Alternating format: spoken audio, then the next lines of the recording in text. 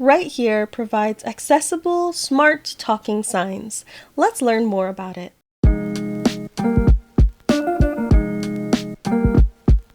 Hello, this is Carrie on Accessibility, and welcome to another episode of the A11y podcast, where we deep dive into the world of technology and accessibility. Today's episode is an interview with the CEO of Right Here to discuss Right Here and their products for navigation and more orientation, though. We'll go over the difference between those during the interview and a little bit of a sneak peek of what they have planned next. This podcast is brought to you by the COA members on Patreon and YouTube.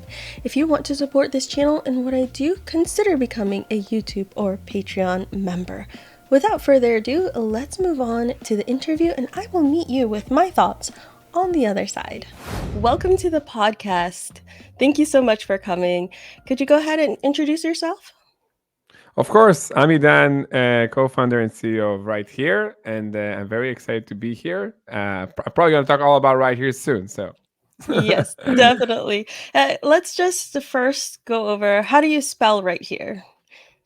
RIGHT, like right, left and right, and then here, like hearing, HEAR. So I love the pun. RIGHT, HEAR. Yeah, it's Yeah. a bit confusing, that's for sure. So tell us, what is Right Here and what does it do?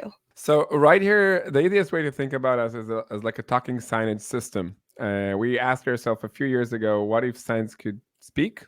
Right? How wonderful would that be for everyone, not just for people who are blind or visually impaired? If you can hear where you are, what is there, what's around you in your own language, right, in your own pace. That's what's right here is basically is. It's a talking signage system.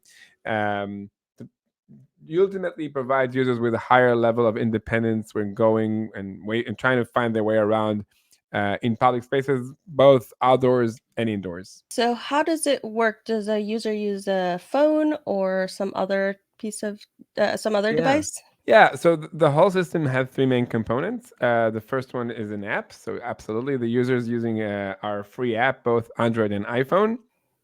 And I'm going to talk about the app probably in a minute.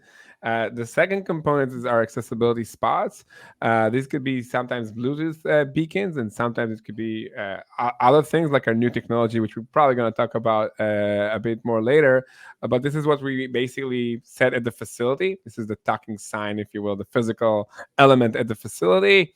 That once our users are coming in proximity to that, they'll be able to hear the relevant audio description, the contextual descriptions of the space around them. And the third component is our cloud, the online dashboard, which allows our users, the facilities managers and us, to set and program all the content, all the audio descriptions that later on users will be able to hear again when coming nearby this point of interest. If to talk a little bit about the app, as I said, the app is a user interface. It's a free app, completely free. I always said that indoors, outdoors, out of space, underwater. There's just it's always free. We believe that it should be free to all, no matter where they are and no matter where they go. And no matter how long they're using it, so it's a free app. The app is supported in 26 different languages. So that's the most common languages in the world, and it's completely private. There's no sign into the app. We're not going to ask you for your name or your email or your Facebook or whatever that is. So anonymous, free, and private. And as I said, multiple languages. Once you download the app, you can find there where information immediately from GPS of where you are, what is there, what's around you from the GPS. But you'll also find a list of locations that are right here enabled. These locations are in the list. You can tap on each one of them. The app will simulate those locations for you. It will also ask you how you like to get there with Uber, Lyft, or just by walk. We have a whole outdoor navigation experience. But as I said, we're also partnering with the different public transport or ride sharing apps to get there. And once you're actually getting to the facility that is a right here enabled facility, you'll hear again audio descriptions for orientation. As I said, where am I? You are the main entrance to this office or this restaurant. What is here? Be the open hours or anything like that. And then thirdly, what's around me? No matter where you point with your smartphone, 360 degrees around you. The app will let you know what is there and in what distance, just like signs would do. Mm. There's a lot to unpack here. But before before we Yes. dive in, I do want to ask, where is this available? I know you mentioned that it's on iOS and Android, which I'm very glad it's to hear that it's on Android.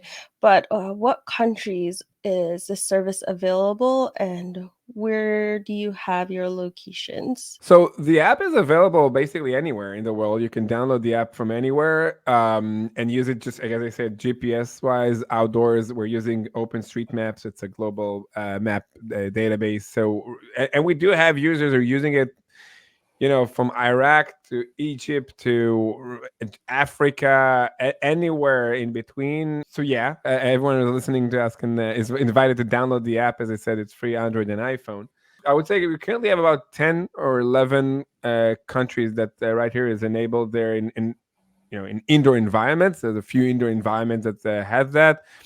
Primarily, we have in Israel and here in the U.S. We have office in Israel and as well as here. We started in Israel, and we also have an office here in the past almost about 2 years now. But we have again locations in Germany, in Dubai, Greece, France, Canada, Africa, even. Can you give us an idea of either how many or some examples of some maybe in the US or some in other countries as well that are maybe memorable? Sure. Well, I can talk about a very recent project we've done here in the U.S. In Virginia. It's the Natural Bridge State Park. Mm. So we made not too far, right? I'm excited about this project, not just because it's recent, but also because the story behind it is it was a story that I think is important to tell. It started with a user who asked for accessibility from the park, and they were listening and they were surging and acting on his request for accommodation. They found us and eventually decided to put there in the park. I think the access to public spaces, and we might talk about it later, Carrie, right? But it's not a privilege. It's not a feature. It's people's right.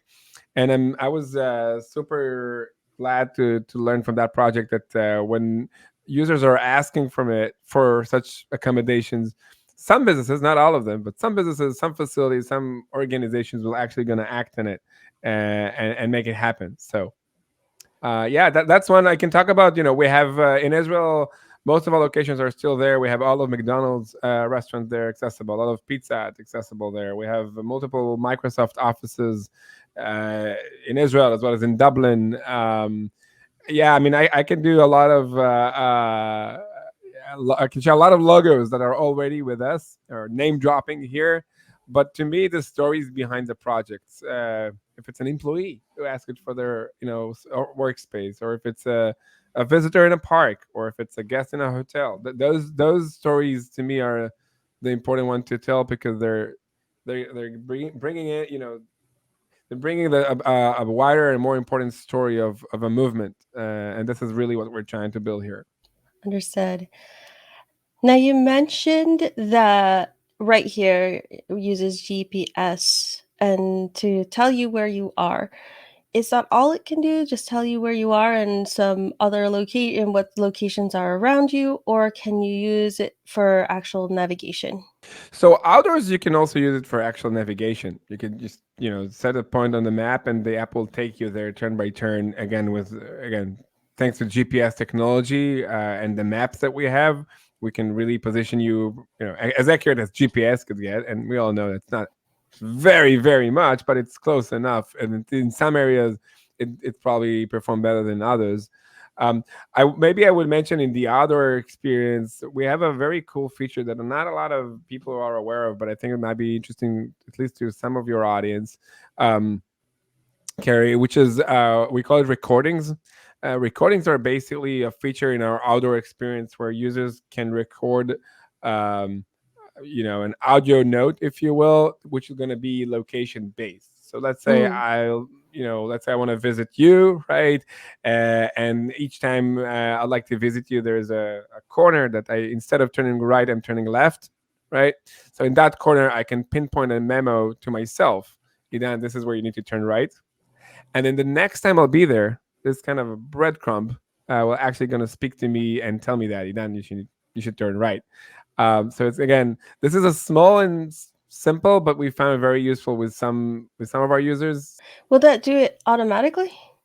Yeah, exactly. We Okay. know we just pinpoint the node with the geolocation of it with your message. So yes, Mm. automatically and it's up to your preferences. You can turn it off or on, but Mhm. if it's on, once still be there, that's exactly what you that could be your bus stop or whatever that is. Mm.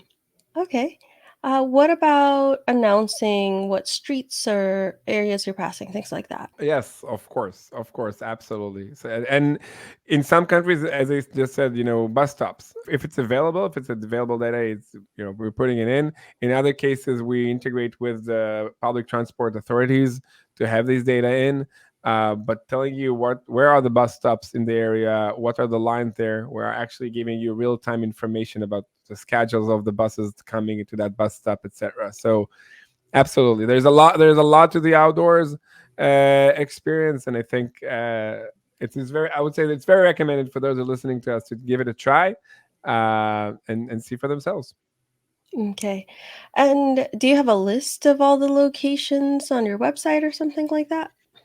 Yeah, so yes, it's on our website, but also in the app itself. So when you open up the app, you'll find our nearby locations list. This list is sorted from the one that is nearby to you all the way to the one that's farther away.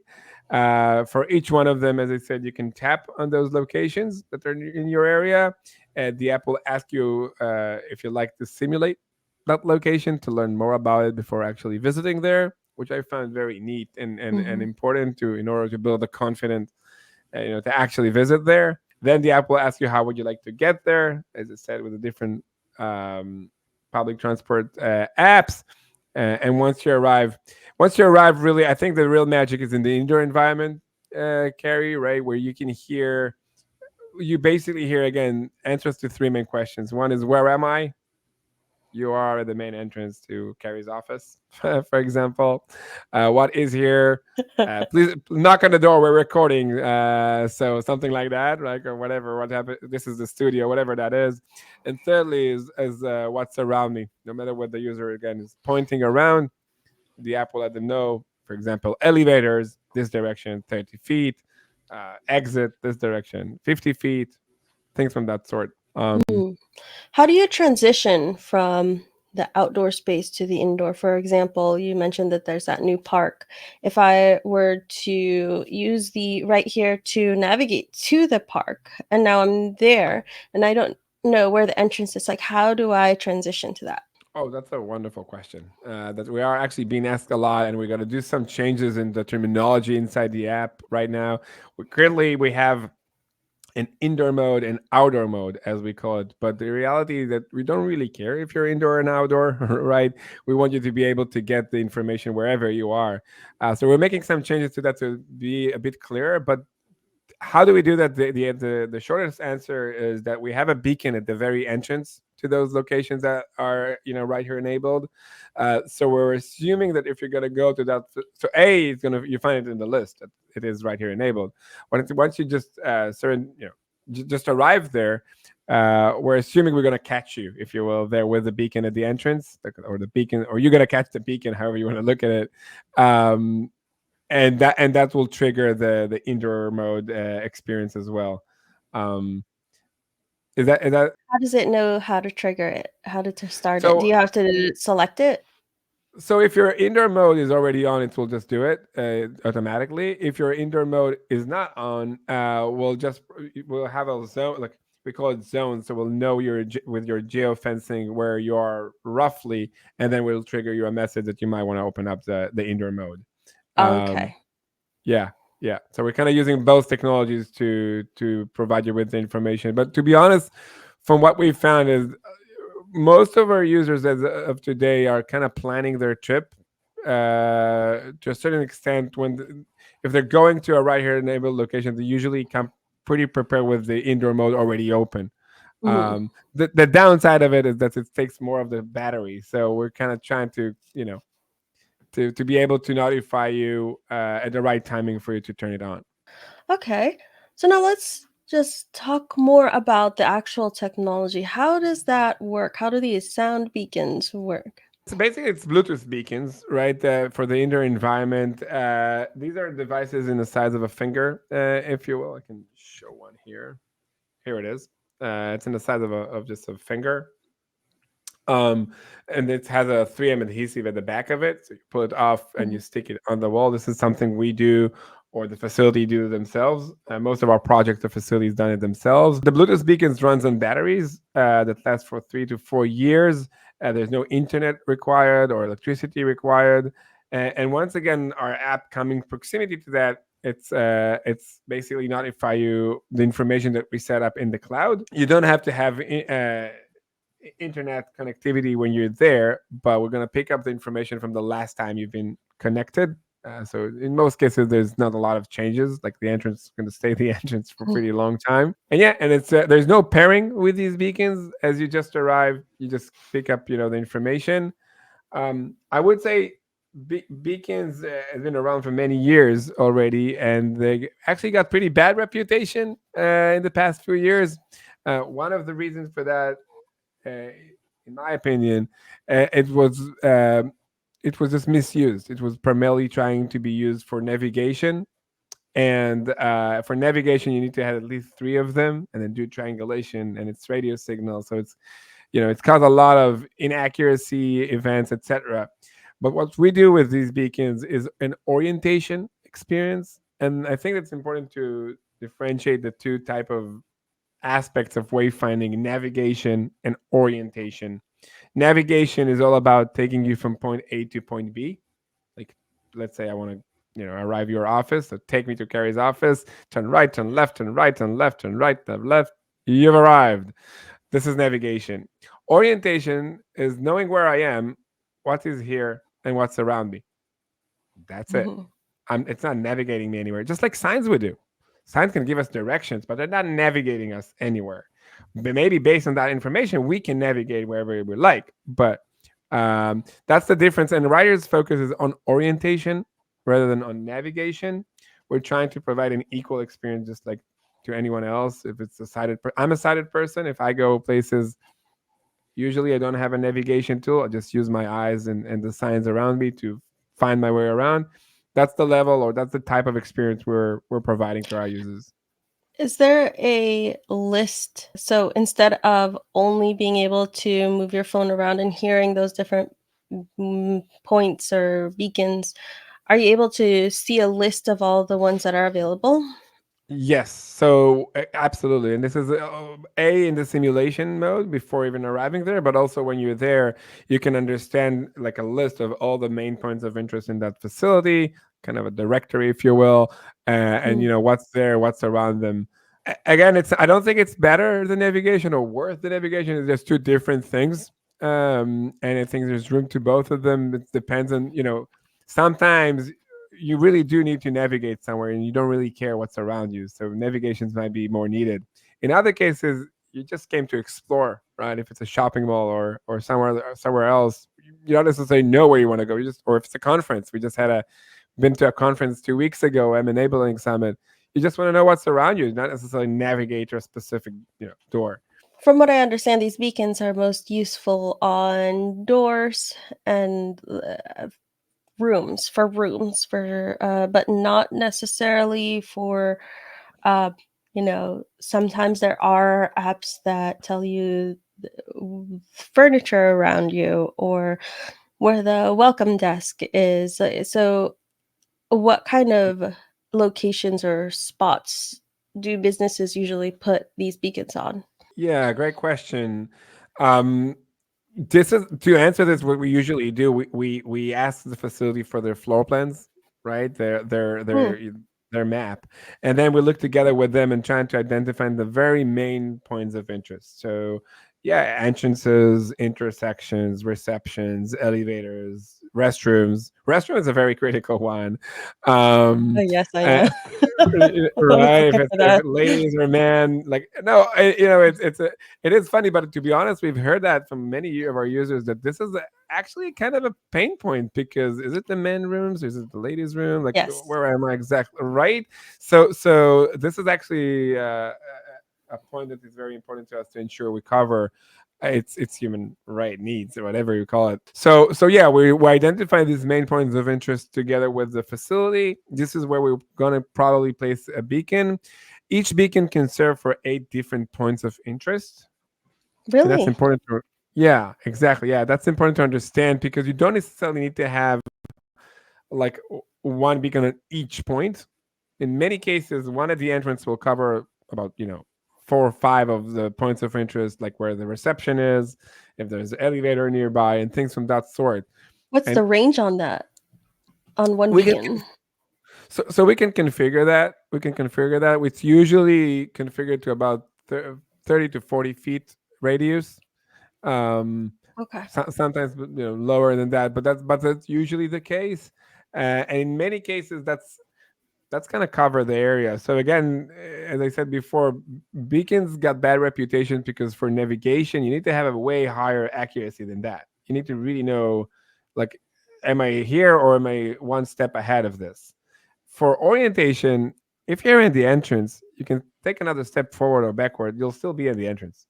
There's no, meaningful different, right? So Mm. it's a lot about what do you do with the technology. I always say there's no one best technology, or it's what do you do with the technology. What's the use case that you're using it for? And I think for our use case of orientation, it's perfectly fit.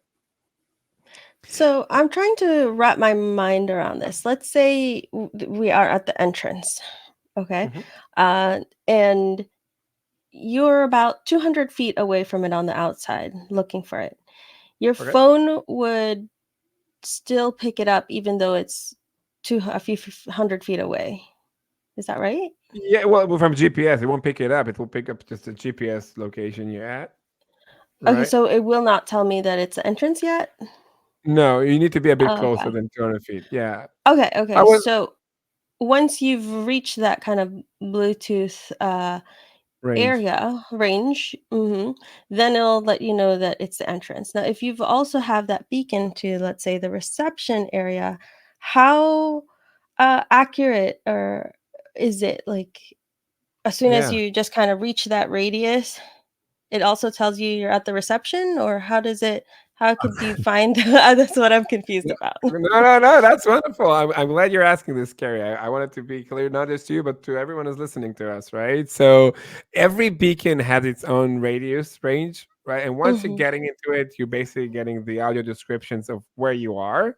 So you are at the main entrance to this building, for example, right? And what is there? And then no matter where you point with your phone, 360 degrees around you, just like you would do with a remote control to your TV, like literally Hmm. point with your phone different directions, the app will tell you what is there in what distance. So let's say you're pointing towards the end, the indoor interior of the building, it might tells you, reception in this direction for 30 feet. If you point to a different direction, it might tell you elevators in this direction for 40 feet, right? So you have a better understanding of where you are. You're at the entrance, right? And what's around you and what the distance to these points of interest. In some cases, these points, like the elevators, might also have a beacon. Hmm. Right there, it tells you you are now at the elevators, right? In other cases, they won't, but you'll still have enough contextual information of understanding where you are in relation to the environment, if that makes sense. I want to get this, just make sure I understand. From that one beacon that's at the entrance, you can Right. still drop more specific points within the radius and still get directions to that point, even though it's Very not correct. where the beacon is.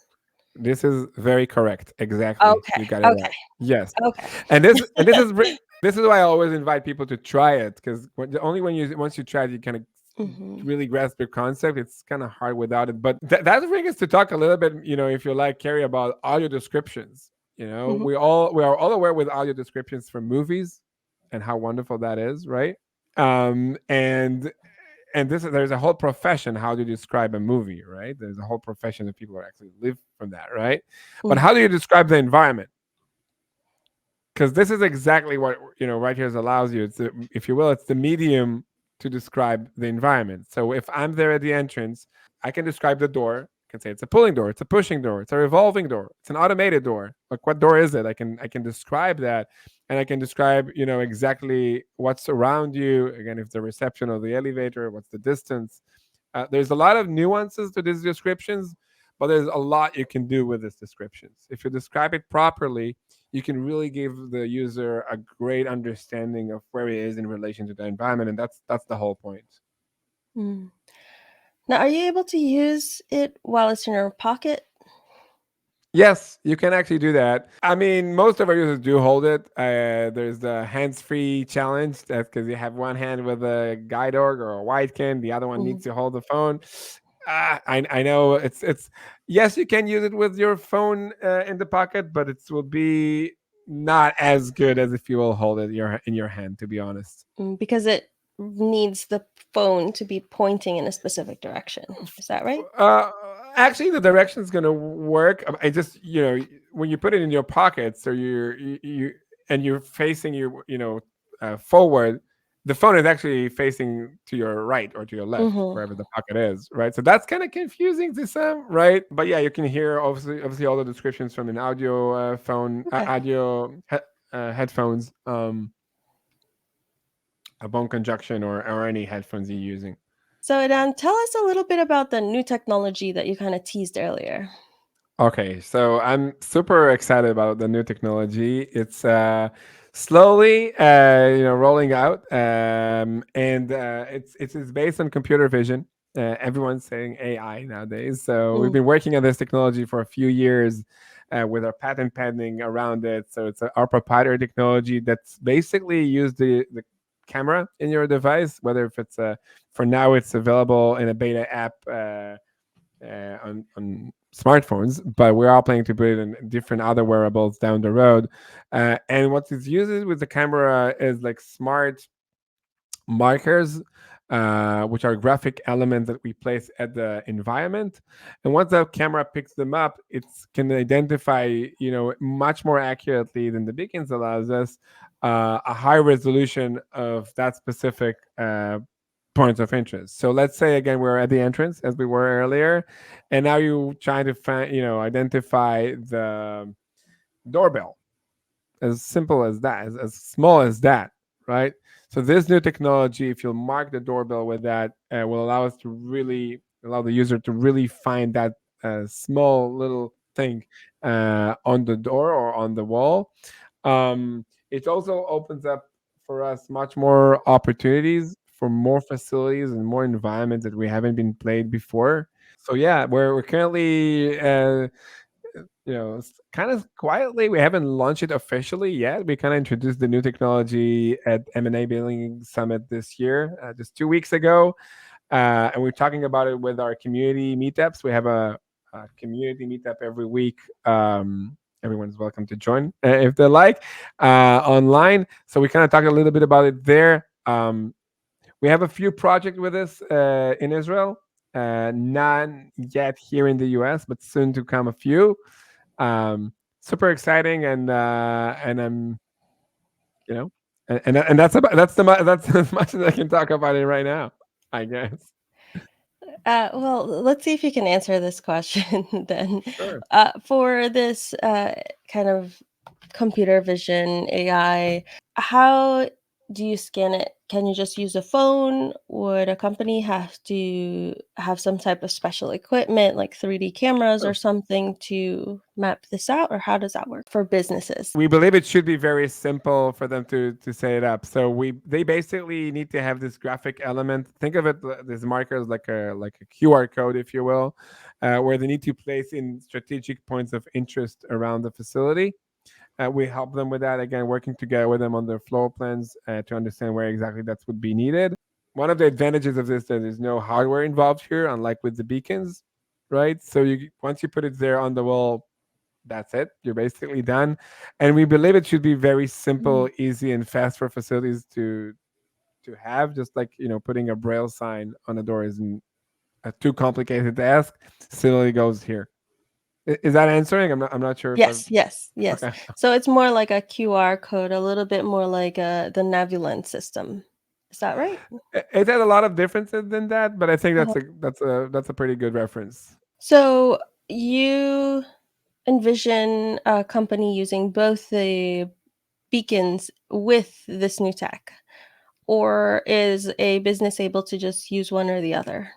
I know. I believe it's going to be the combination. I guess it depends. It depends on the facility and their needs. So it's really is Mhm, about like understanding what is that environment you're trying to make accessible, and even a higher resolution than that. What is that entrance that you're trying to make accessible, and then see what's the best technology feat available there. Our mission as a company is really making spaces accessible so people can feel independent wherever they go.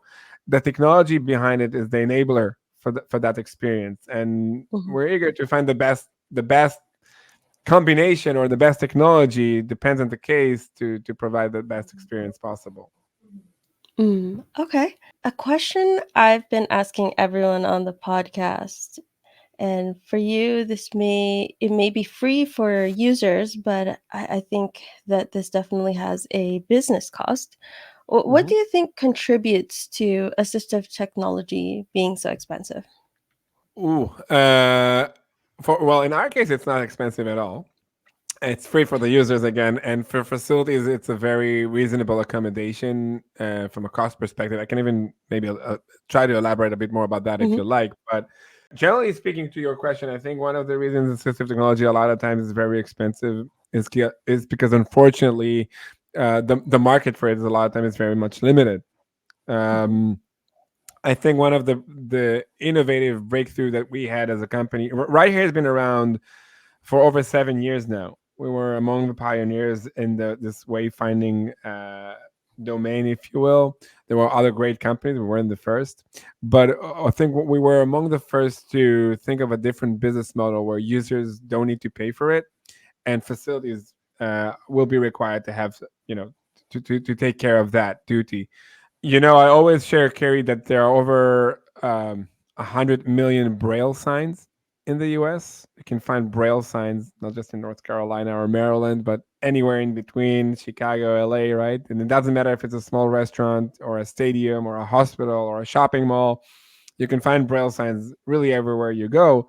But we all know that the reality is that over 90% out of the blind community cannot read Braille, Yes, right? and most of those braille signs are actually incorrectly brailled. So they're incorrectly brailled for those who can read them, and those who can read them having a hard time to find them. And Mm, in the past 3, 4 since COVID, actually, even if you know to read Braille and there's a correct Braille sign there, and you've been lucky to find it, you do not necessarily want to touch it anyway. no, no. That's our, if you will, our biggest competition. Although I'm glad there are Braille signs there, and I hope they will stay there forever. If they're already there, don't take them out. But there's definitely room for something, you know, to complete the experience. There's probably better. There's definitely room for an audio format of these signs uh, to enhance, to complete the overall experience there, and that's where our focus is. Just like it's simple to put a braille sign again in your facility, it should be simple from all perspective, from an operational to cost to anything in between, to have an audio format signage or a talking signs at your facility. Tell us a little bit more about the business perspective. Why should businesses even partner with Right Here? Why should they make a space accessible? And yeah, tell us a bit of how they come to this decision and how that works. Great. I was waiting for this question, so this is awesome. I hoped you would ask. I didn't wait. I was hoping you would ask this. Well, there's a few, maybe three main top reasons that comes to mind immediately, right? The first one is the ethical reason, right? The ethical reason means that you know everyone deserves to have an independent experience wherever they go. And if you're offering, if you have a public space facility that people are coming in, everyone should be able to feel included and have an equal experience. I think that's just the ethical reason to do it. The second reason is it's basically the law. And I always talk about the fact, the reason that we have braille signs everywhere is not because anything else than the ADA, right? The ADA requires effective communication. And 36 years ago, when the ADA was written, the best recommendation for effective, so signage is under effective communication, right? And the best recommendation to make signs accessible for the blind was let's put Braille on it. But it's been 36 years since then. Is it effective? Well, I would say it's not because of everything we just discussed earlier, right? Most people cannot read it, they don't find it, they don't want to touch it, it's not even accurate, da da da da da. Uh, so, how do you provide effective communication in your facility with Braille? Well, it's 2025. Time to wake up. It's not enough, and I think that's a message that I hope some of the listeners will take from this conversation. Having a right here enabled location or any other, other talking signage system location or audio format signage system, it's not a feature. It's people's right. It's what the law is actually requires. The ADA actually requires you to have effective communication with your signage. Make sure you have the Mhm. best in there. If you think Braille is enough, I would say wake up. But it's up to but I'm obviously not objective, and I think it boils down, to the story I said earlier was the beautiful story with the Natural Bridge State Park. It boils down to the end user. If the community will speak up, will ask for it, will advocate for the concept, and it doesn't matter if it's right here or if it's Navilance or if it's one of the other wonderful companies out there that are making the word accessible, then we'll see more locations accessible. I think our users, our community, the blind visually impaired community, has the power to really make this change. And maybe they are the only one who has the power to make that change. When we talk, Carrie, when we talk to facilities about about making the space accessible, they always feel like we're trying to sell them something. And let's be honest, we do. We are trying to sell them something. This is our business model. Yes, we are a company for profit. We're also doing that because we truly believe in that and we truly care about the vision where we build the whole company around. But it's a completely different dynamic when a user asks for this. When a person Mhm. is not trying to sell them anything, they're just, hey, I want to be able to find my room in this hotel independently, just like anyone else. Have you considered talking sign system? There's a few of them. Here's one name, here's another name, here's a different name, here's this technology, here's that technology. Technology, by the way, will continue to evolve. This is one thing I can say for granted. Like, this is certain. Technology will continue to evolve. I think the it's time for the awareness to raise up around the need, and I think the principles behind the technologies might remain the same. In our case, again, the privacy, the fact that it's free, um, the multiple languages, these principles will remain. The technologies will continue to evolve. An open invite to everyone who's listening to us and sometimes felt frustrated with not being able to find his way or her way around. Next time, speak up. Talk to this facility. Let them know there are other options. You'll be surprised how far that could go. What are some tips you can give users if they do want to try to advocate and speak to facilities or businesses and locations? We have a whole set of tools and kind of trainings around this. So you can find it on our website, on our community page on our website. We're having a weekly meetups online when we discuss these topics and share ideas. And we have different tools and resources in order to help you ask it properly, ask it and but not just ask it, advocate for the concept. And as I said, it's for the concept. It's not for right here. It's Mm. not about us. There's, as I said, great other options. uh I'm trying to envision a world where we just see much more of the options there around us, and users who are interested to advocate for this. A, I salute you for your interest, and B, just reach out to us. Go to our website. I can share my email. Can I share it, Carrie, right away, Yeah, or should we do it at the sure. end? Yeah, my Yeah. email is Idan at right dash here hear.com. Again, our name is a bit tricky, so right RIGHT dash HEAR here like hearing .com. Awesome. And I will also make sure to add that in the description. Where do you see right here in the future and assistive technology in general? Where do you see it in maybe 5, 10 years? Ooh. Wow, I think 10 years sounds to me like so far away with the speed of technology pace, especially in the past 2 years with AI. So really is exciting times. Um, where do I see it? I think it's really is depends on the awareness around this. I think the technology as of today is already amazing with the possibilities and what it can do for us. It is us as a society that is not accessible enough. Technology is already accessible to like in crazy levels, right? But we as society are not accessible enough in understanding that we need to implement that. As I said before, I believe that that's this type of reality will come from the community. And I hope that in 5 or 10 years, the community, or actually way sooner than that, the community will speak up, will ask for their rights, will ask for their needs, and facilities will adopt that. And ultimately, people, just like I'm not thinking too much, where should I go? Is it accessible for me or not? I'm just going there as a sighted person.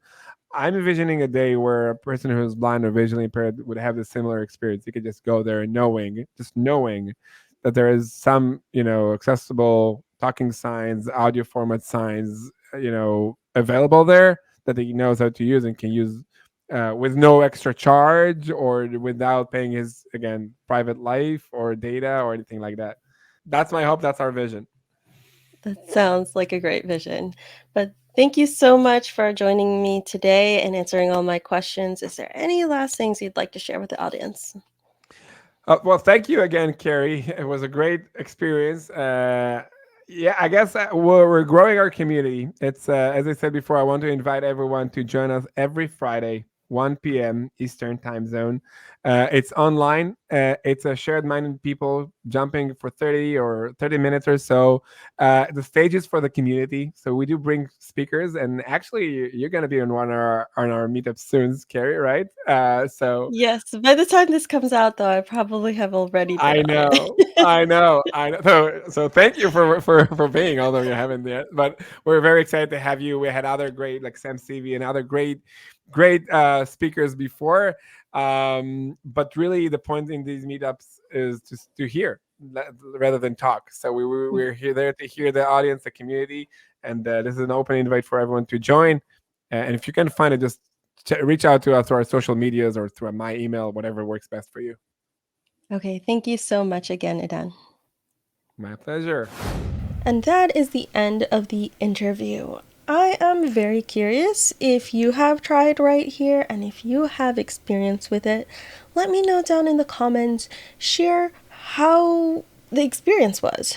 Let us know what it was like to use it, what it was like to navigate and orient yourself using right here. I have not been able to test it because there aren't any right here locations near me, and I think that is one of the biggest struggles for all these navigation, orientation, mobility, any services or apps that are similar to right here, like Good Maps or even Navilens or Lazarillo.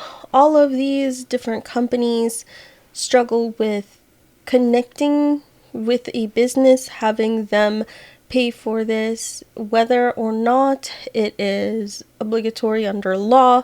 It's something that is a struggle. I love the idea that Dan shared at the end, where it's like this place where we never have to worry about where we're going. Is it accessible? Because everywhere will be accessible. And it feels like a very long road to achieve that, especially because there are all these smaller companies that are trying to make it happen.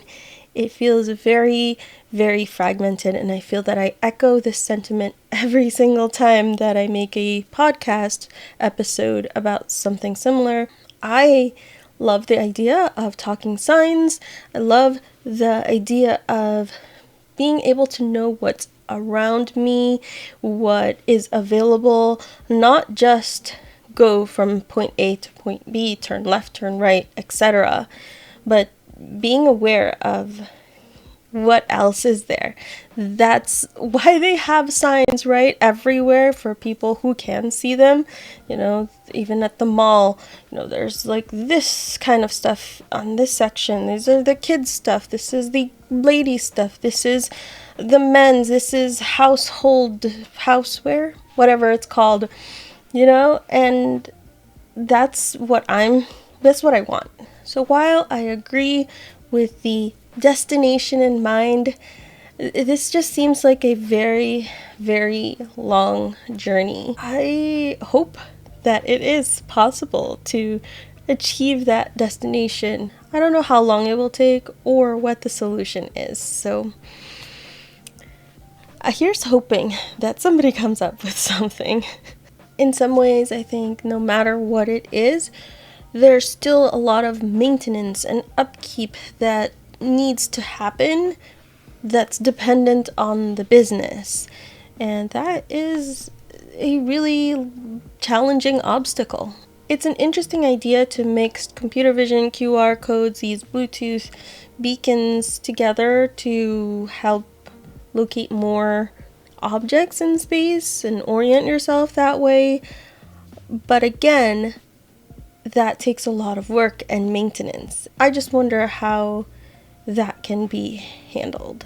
But yeah, those are some of my thoughts.